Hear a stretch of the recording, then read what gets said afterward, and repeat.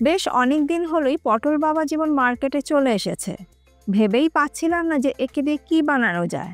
সবাই এত তাচ্ছিল্য করে, তাই একে মহারানী বানালাম। নিরামিষ দিনে কিন্তু সত্যি বলছি, ফাটিয়ে দেবে। নমস্কার বন্ধুরা, রুমার হেসিলে সবাইকে স্বাগত। রেসিপিটা কেমন লাগলো অবশ্যই জানাবেন, ভালো লাগলে সবার সাথে একটু শেয়ারও করে নেবেন। পটল মহারানী বানানোর জন্য নিয়েছি 300 গ্রাম পটল। পটলের খোসা ছাড়িয়ে নিচ্ছি, তবে সম্পূর্ণ খোসা আমি ছাড়াচ্ছি না, কিছুটা খোসা আমি রেখে দিচ্ছি। সম্পূর্ণ খোসা ছাড়িয়ে ফেললে পটলের স্বাদ অনেকটাই নষ্ট হয়ে যায়, আর পটল ভাজার পর পটল চিপসে যায়। যাই হোক, পটলের খোসা ছাড়িয়ে নেবার পর পটলের মাথা দুটো দিক আড়াআড়িভাবে চিড়ে নিলাম।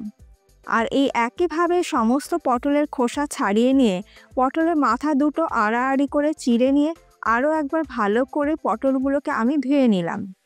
এবারে এই ধুয়ে নেওয়া পটলের মধ্যে হাফ টিস্পুন নুন দিয়ে পটলের গায়ে ভালো করে মাখিয়ে নেব। এই রান্নাতে কিন্তু হলুদের ব্যবহার হবে না, তাই পটলের গায়ে আমি আর হলুদ মাখালাম না। পটল ভাজার জন্য কড়াইতে দিয়ে দিলাম 3 টেবিল স্পুন সর্ষের তেল।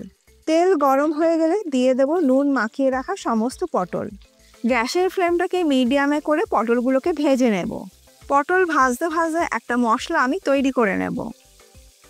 তার জন্য গ্রাইন্ডিং জারের মধ্যে আমি দিয়ে দিলাম হাফ ইঞ্চি আদার টুকরো, কাঁচা লঙ্কা আমি দিয়ে দিলাম 2টি, 1 টিস্পুন দিয়ে দিলাম পোস্ত, আর ভাঙা কাজু আমি এখানে দিয়ে দিলাম 2 টেবিল স্পুন, আর চারমগজ দিয়ে দিলাম 1 টিস্পুন। টক দই এখানে আমি দিয়ে দিলাম 1/3 কাপ। এবারে সব কিছু একসাথে খুব ভালো করে বেটে নেব। মশলাটা আমার বেটে নেওয়া হয়ে গেছে। অপরদিকে পটলও ভাজা হয়ে গেছে, তবে খুব বেশি লাল করে পটল আমি ভাজিনি, হালকা লাল করে আমি পটল ভেজে তুলে নিলাম।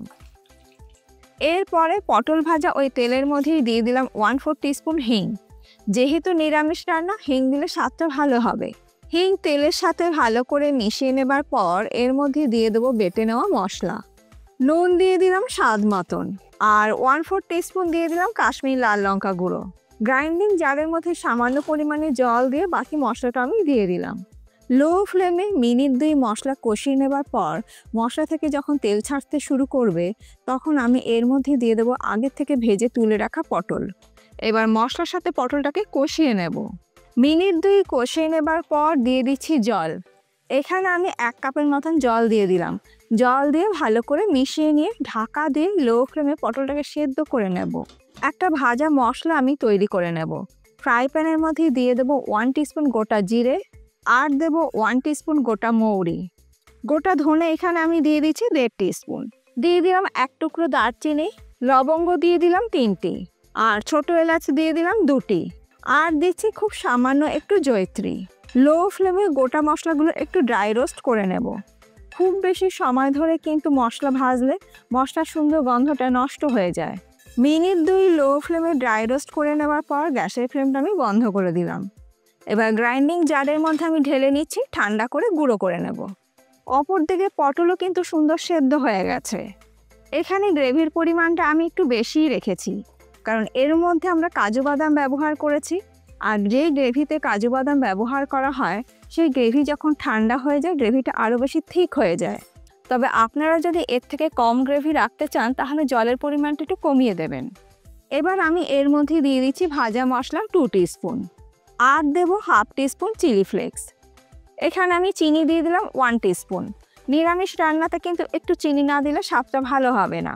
সব কিছু মিশিয়ে নিয়ে গ্যাসের ফ্লেমটাকে লোতে করে দিয়ে ঢাকা দিয়ে আরও মিনিট 2 এটাকে রান্না করে নেব।